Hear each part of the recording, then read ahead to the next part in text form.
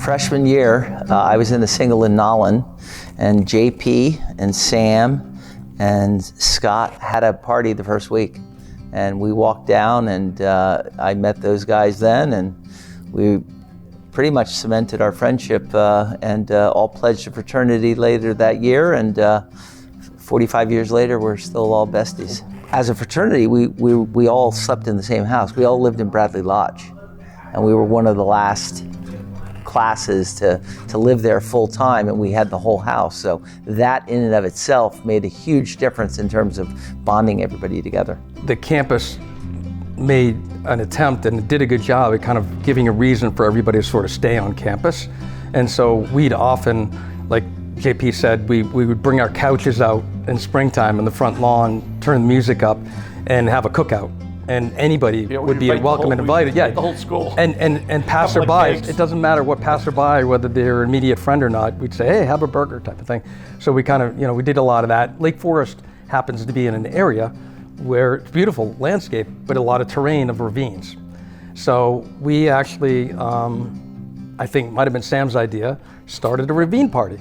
And so what we did is we trekked down to the ravine, and I tell you, my belly's still hurting from all the laughter, but I have to say that I'm probably still washing the dirt out of my fingernails because it's very muddy down the ravines, but it was a lot of fun. We used the trays from the school cafeteria to slide down the ravines into the mud. Down the mud. I should say that I did meet my wife after what we call the ravine dirt ball party. So it's covered in mud. She went to Lake Forest. Yeah, and 40 years later, they're still married. I'd say there's probably no better evidence that we enjoyed our experience here than obviously family members, wives, and et cetera. So it's kind of a family network for us right now. But everybody would get together, and so you kind of felt like there was this nice sense of community, and yet at the same time, there was lots of room to do your own thing and to find people that shared those interests.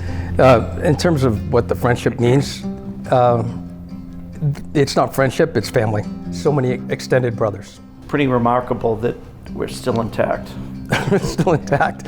Physically? Yeah, well, that too. Not so much. As but a group, it's okay, but the older we get, you really realize how important that is. It's like, 5 years from now, hopefully we're still doing the same thing. 10 years from now, we're always going a little bit slower, but for those brief moments, we laugh like it was freshman year in college. We know each other almost better than we know ourselves, because we've kind of just seen each other in different phases of life, but also both, sickness, injury, we've seen it all through the cycles.